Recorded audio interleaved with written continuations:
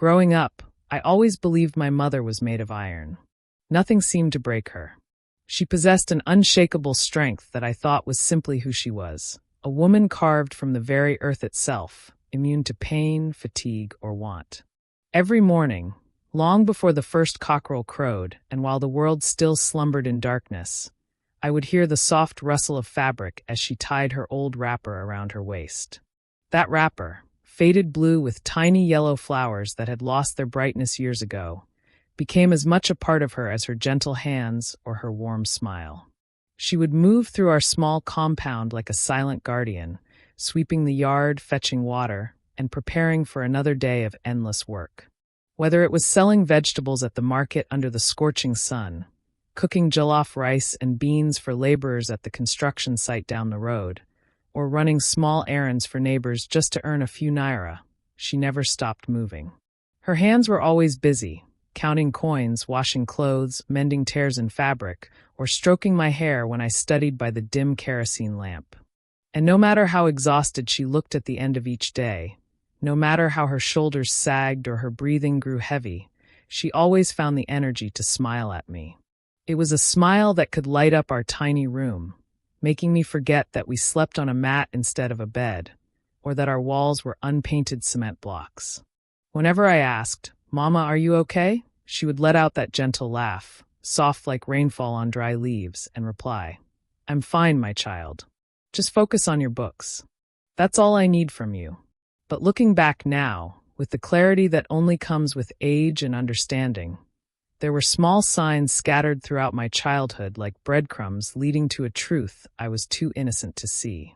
Her clothes were always faded and carefully patched, the same 3 dresses rotating through the week, yet she never complained or spoke of buying new ones.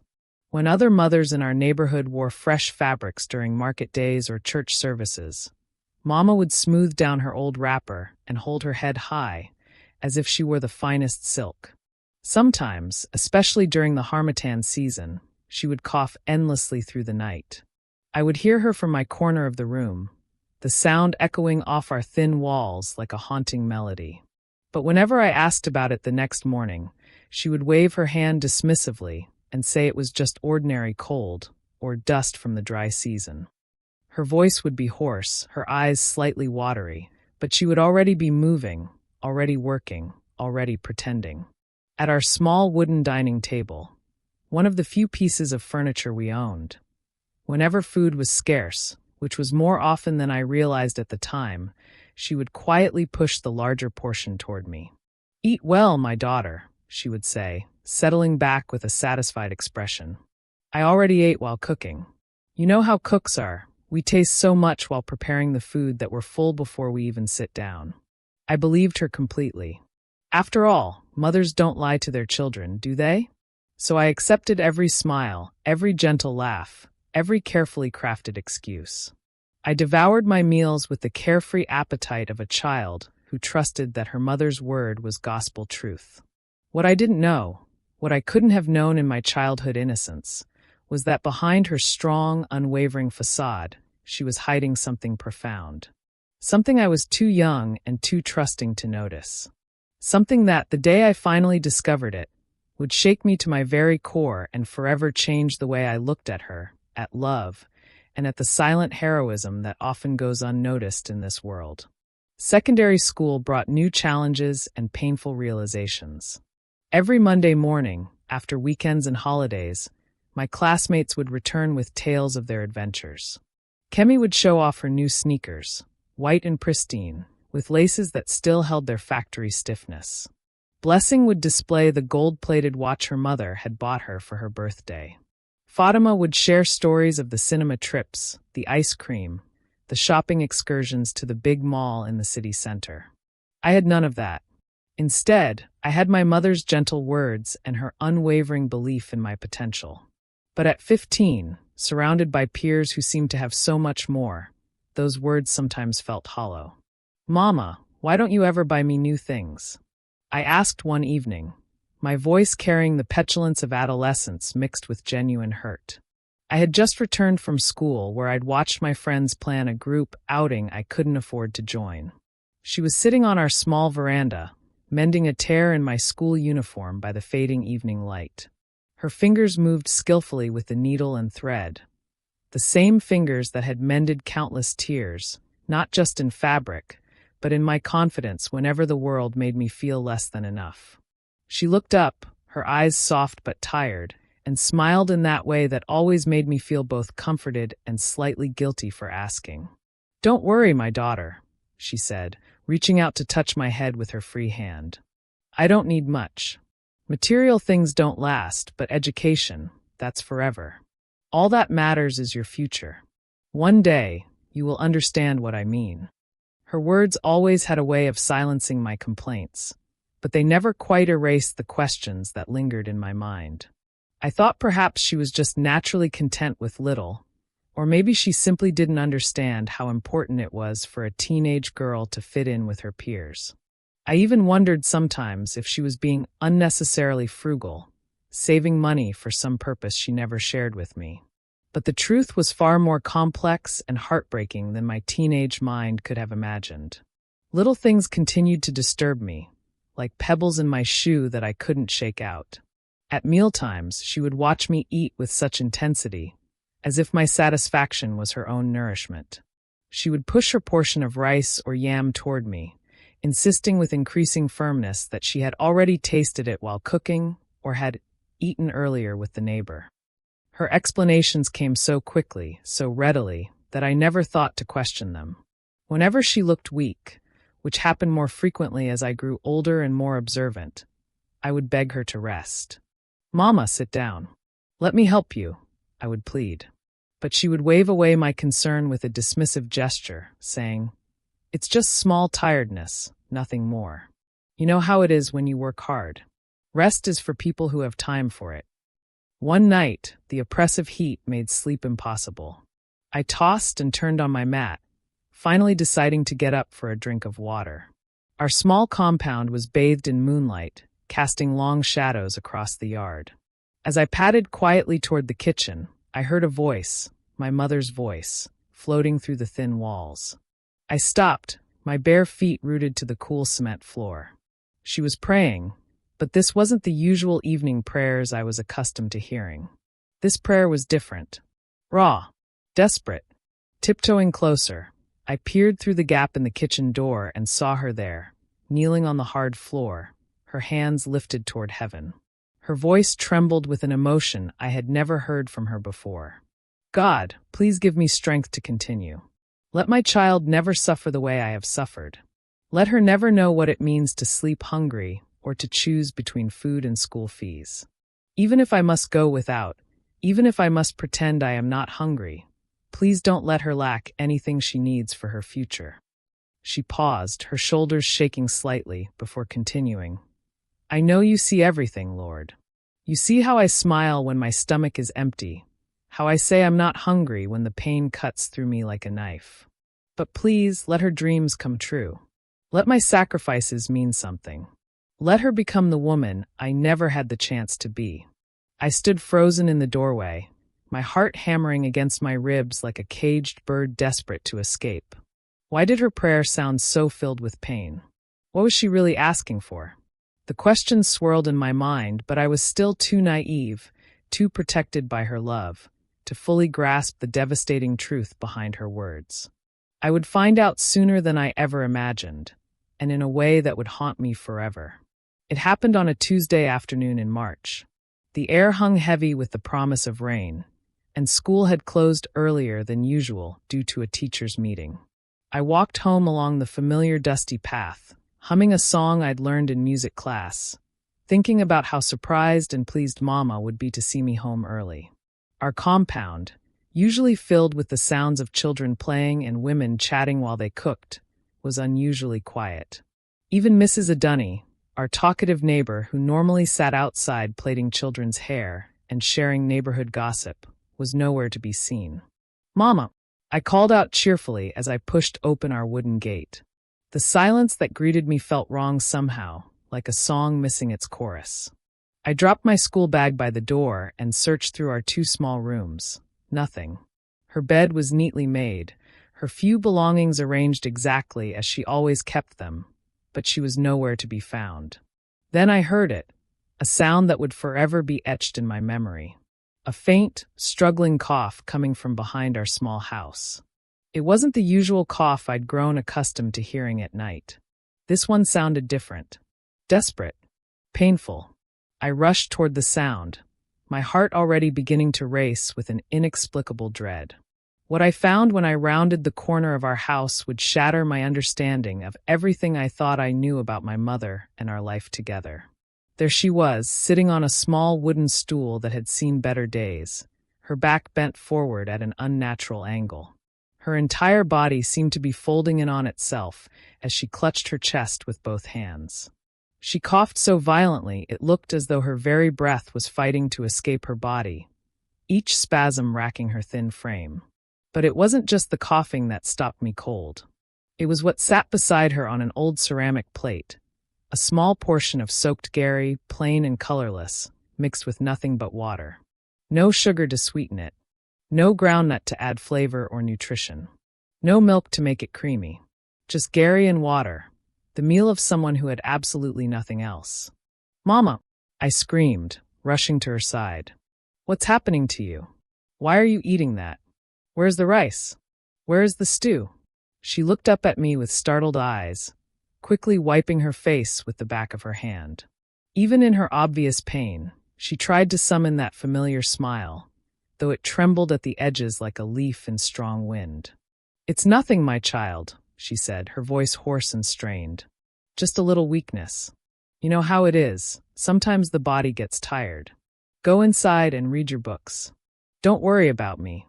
I'll be fine in a moment." But I had already seen too much. The truth was there in the simplicity of her meal, in the way her clothes hung loose on her shrinking frame, in the pain she couldn't quite hide behind her practiced smile. This wasn't ordinary weakness. This was something she had been concealing from me for years, probably since I was old enough to worry. That day, for the first time in my life, I felt a strange, crushing heaviness in my chest, the weight of realization, the burden of truth. My mother, my strong, iron-willed mother, had been slowly starving herself to keep me fed, slowly dying to keep me alive and in school. And I understood, with the cruel clarity that sometimes comes too late, that this was only the beginning of a secret she had never wanted me to discover. That night, sleep became impossible. I lay on my mat, staring at the wooden beams of our ceiling, replaying the scene over and over like a broken record. Every memory from my childhood suddenly took on new meaning, as if someone had handed me a different lens through which to view my entire life. The nights she claimed she had already eaten while cooking. I now realized she had been giving me her portion, watching me eat with the satisfaction of a mother who chose her child's hunger over her own.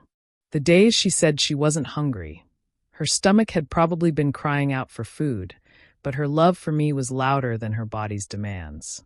Those old slippers with holes that let in rainwater during the wet season, the ones she never replaced despite my suggestions that she buy new ones.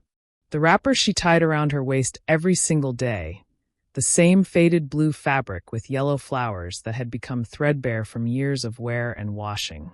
The way she would drink mostly water during meals, claiming she preferred it to the soft drinks I sometimes craved.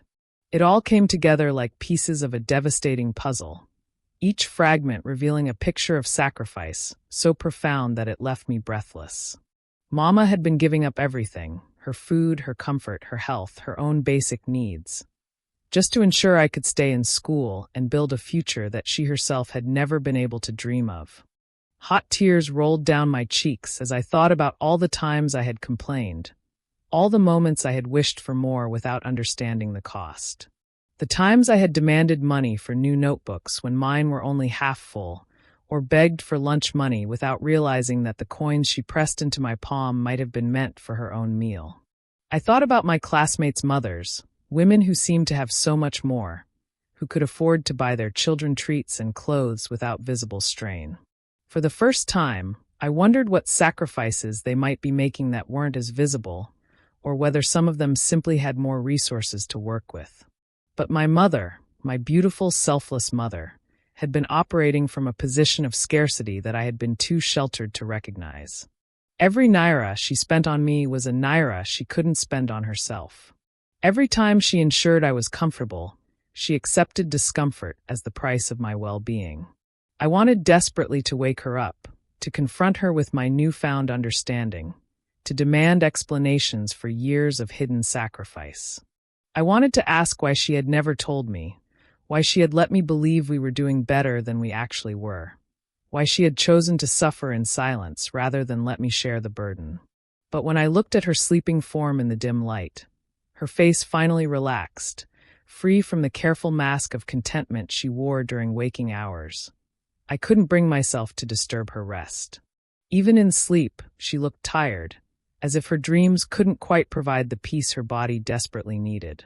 That night, with tears still wet on my cheeks, I made a solemn promise to myself and to her sleeping form. One day, I would repay every single sacrifice she had made.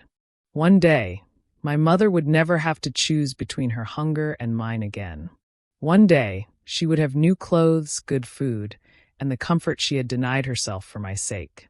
But I had no idea that fate was preparing me for moments that would test the very foundations of that promise. The years that followed were a testament to the power of a mother's sacrifice and a daughter's determination. I threw myself into my studies with a fervor that surprised even my teachers. Every mathematical equation I solved, every essay I wrote, every examination I passed was fueled by the memory of my mother eating plain Gary while ensuring I had proper meals.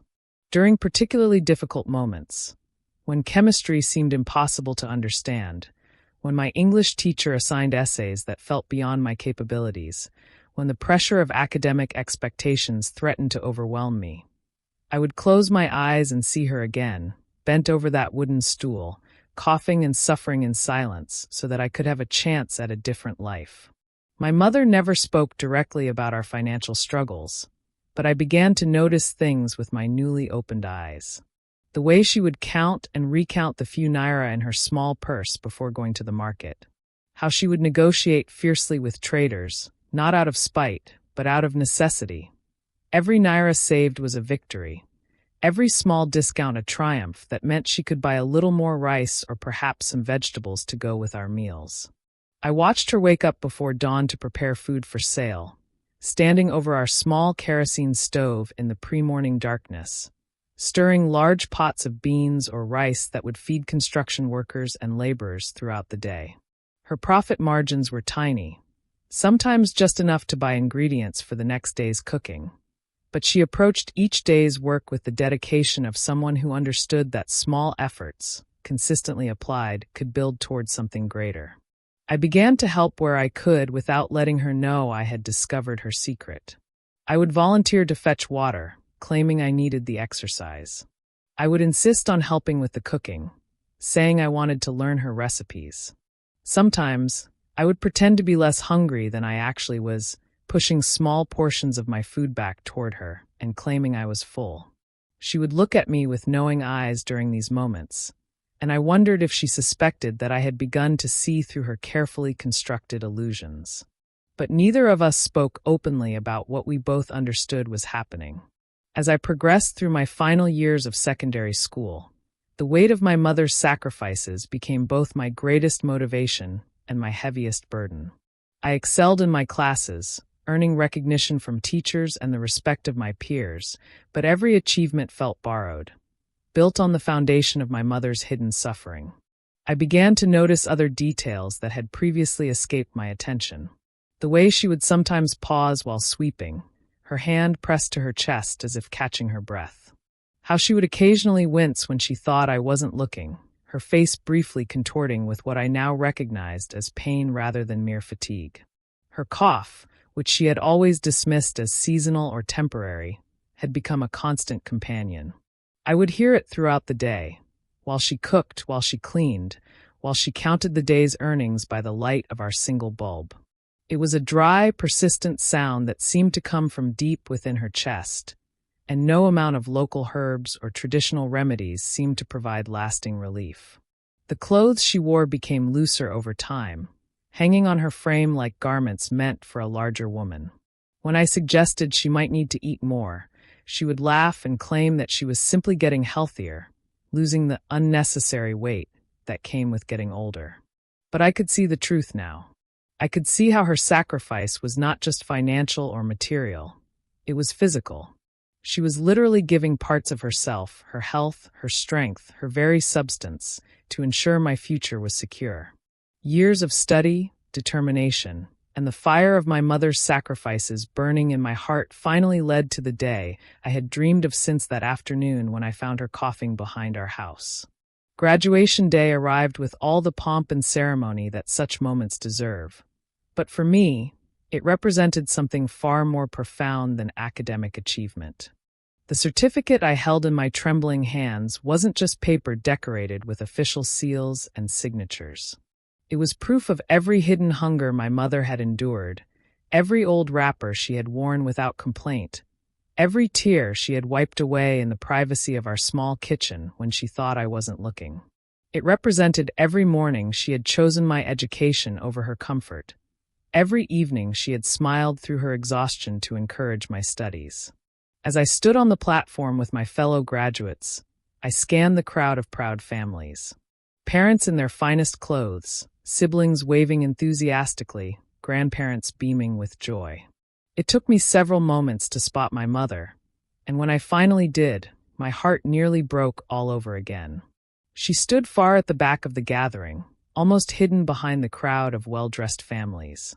She wore the same wrapper, that faithful blue fabric with faded yellow flowers, but she had clearly made an effort to look her best for this day. Her hair was neatly braided, and she had somehow found lipstick that gave her a touch of color. But even from a distance, I could see that she felt out of place among the other parents in their fine clothes and confident postures. She didn't push forward to get a better view, didn't call out my name like other parents did. Instead, she stood quietly, a small smile on her face, content to witness my moment from afar rather than risk feeling awkward among families who seemed to belong in a world she had never been able to access. But I wouldn't let her hide this time. Not on this day. Not after everything she had given up to make this moment possible. I stepped down from the platform, my graduation gown flowing behind me, and walked straight through the crowd. Other families stepped aside as I passed, perhaps wondering why the graduate was walking away from the celebration. But I had eyes only for the woman who had made it all possible. When I reached her, I saw surprise flicker across her face, followed quickly by concern. "What are you doing, my daughter? Go back to your ceremony. This is your moment." Instead of responding with words, I carefully removed my graduation gown, the symbol of all her years of sacrifice, and gently placed it on her shoulders. The fabric engulfed her small frame, making her look both regal and fragile at the same time. Then, in front of hundreds of people, in front of my classmates and their families, in front of teachers and administrators, I knelt down on the ground before the woman who had given me everything. "Mama," I said, my voice carrying clearly in the sudden hush that had fallen over the nearby crowd. "This certificate is not mine alone. It belongs to you. You are the reason I stand here today. You hid your pain, your hunger, your sickness, all because of me. You gave up your own comfort, your own health, your own dreams so that I could achieve mine. This victory is yours, not just mine." The crowd around us had grown still, drawn by the raw emotion of the moment. Some people wiped their eyes, understanding without explanation the depth of sacrifice that had led to this moment. Others simply watched in respectful silence, witnessing something sacred and profound. But my mother, my beautiful, selfless mother, only looked down at me with eyes that sparkled with unshed tears. She knelt down to my level and hugged me tightly, her arms still strong despite all she had endured. "My child," she whispered against my ear, her voice thick with emotion, "you are my greatest reward. You are the reason every sacrifice was worth it. You are my pride, my joy, and my proof that love can overcome anything." That graduation day marked not just the end of my academic journey, but the beginning of a new chapter in both our lives. With my degree in hand and the job opportunities that followed, I was finally able to begin repaying the debt of love I owed to the woman who had given me everything. The first thing I did with my first salary was take my mother to a doctor, a real doctor, not the local herbalist she had always relied on. The diagnosis was both shocking and somehow expected. Malnutrition had weakened her immune system, and years of untreated respiratory issues had developed into something more serious. But with proper care, medication, and nutrition, the doctor assured us she could regain her health. I bought her new clothes, not just one dress, but several, in bright colors that brought out the warmth in her eyes. I replaced her old slippers with comfortable shoes that would protect her feet from the rough ground she had walked on for so many years. I made sure our kitchen was always stocked with good food, and I delighted in watching her eat proper meals without constantly pushing portions toward me. But perhaps the most meaningful change was the way she began to accept care instead of always giving it. For the first time in my memory, my mother allowed herself to rest when she was tired, to eat when she was hungry, and to receive love instead of only giving it. She still wakes up early. Some habits formed over decades of necessity are hard to break. But now she wakes up to tend a small garden we planted together behind our new house. She grows vegetables not out of desperate need, but because she enjoys watching things grow and thrive under her care. Sometimes, when I watch her humming while she tends her tomatoes and pepper plants, wearing one of her new dresses and looking healthier than she has in years, I am overwhelmed by gratitude for the strength that carried both of us through those difficult years. My mother's love taught me that the greatest gifts often come wrapped in sacrifice, that true strength sometimes looks like vulnerability, and that the most profound acts of heroism happen quietly, in small homes, by ordinary people who choose love over their own comfort. She was never made of iron, as I had believed in my childhood. She was made of something far more precious and far more powerful. She was made of love so pure and complete that it transformed every hardship into purpose, every sacrifice into strength, and every moment of hidden suffering into a step toward her daughter's dreams. And now, every day that I can provide for her comfort, every meal I can share with her, every moment I can give back even a fraction of what she gave me, I understand what she meant when she said that one day I would understand. I do understand now. I understand that love is not just a feeling. It is a choice made new each day, sometimes at great personal cost. And I understand that the greatest privilege of my life is not my education or my career, but the opportunity to love her back in the way she always loved me, completely, selflessly, and without reservation.